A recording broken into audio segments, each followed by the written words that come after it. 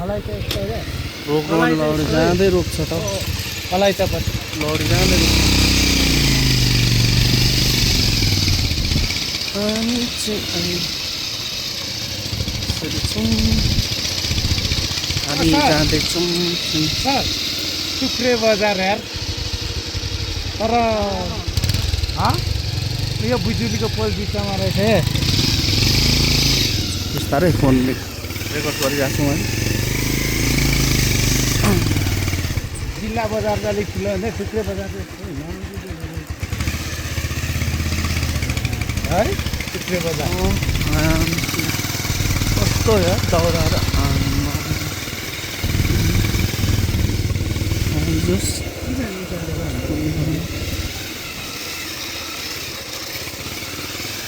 यो चाहिँ हामी के देउराली नै हो यो ठाउँ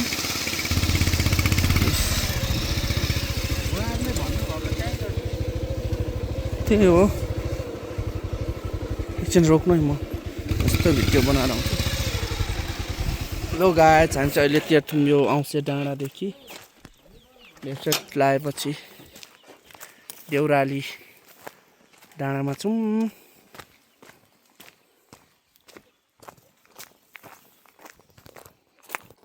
आज हामी मोरहाङबाट हिँडेको अहिले हामी त्यो औँसे डाँडा छौँ अब हाम्रो यात्रा यहीँसम्मको हो आजलाई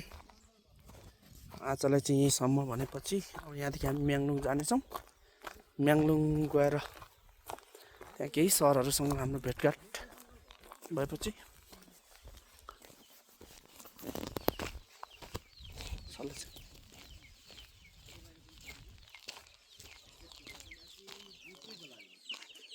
मकै यसरी राखिँदो रहेछ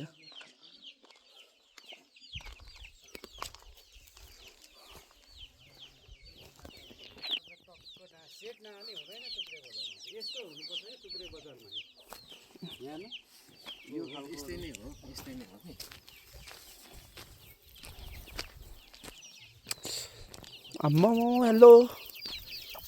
के छ खबर कस्तो छ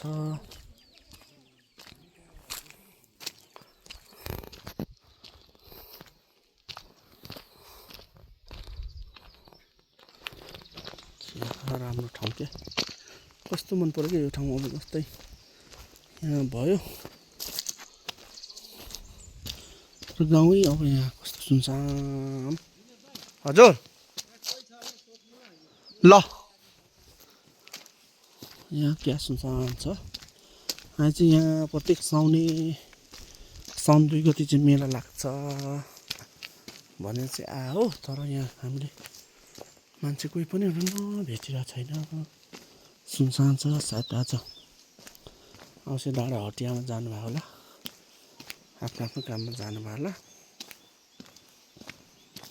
यसरी कुद्दैछौँ गाई चाहिँ हेर्नुहोस् यहाँनिर अर्ग्यानिक भनेको यो हो क्या यहाँनिर दाउरा हेर्नुहोस् यो माथि चाहिँ मौरी पालन यसरी गरिँदो रहेछ यो जहाँ हेर्दैन चाहिँ मौरी पालनहरू यसरी गरिएको छ मौरी पालन क्या खतरा तरिकाले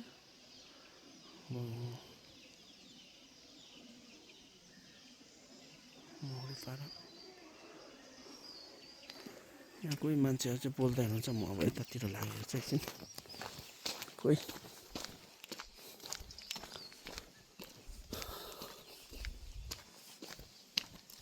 सुनसान छ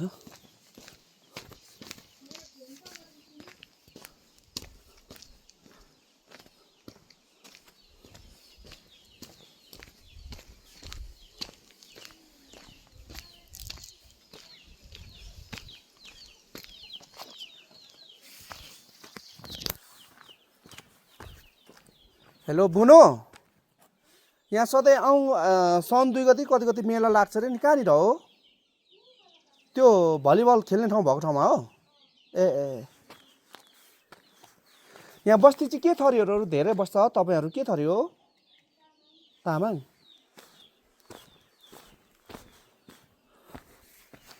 भनेपछि मेला लाग्ने ठाउँ चाहिँ यतै हो। मेला लाग्ने ठाउँ यतै हो गाइज।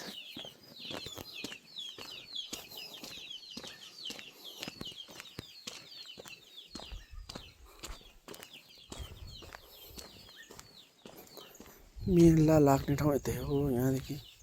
तल हेऱ्यो भने यस्तो छ।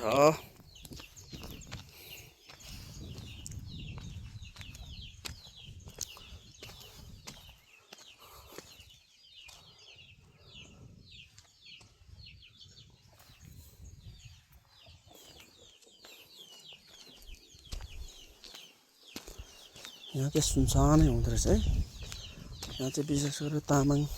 समुदाय रहनुहुन्छ। ठाउँ एकदम राम्रो छ।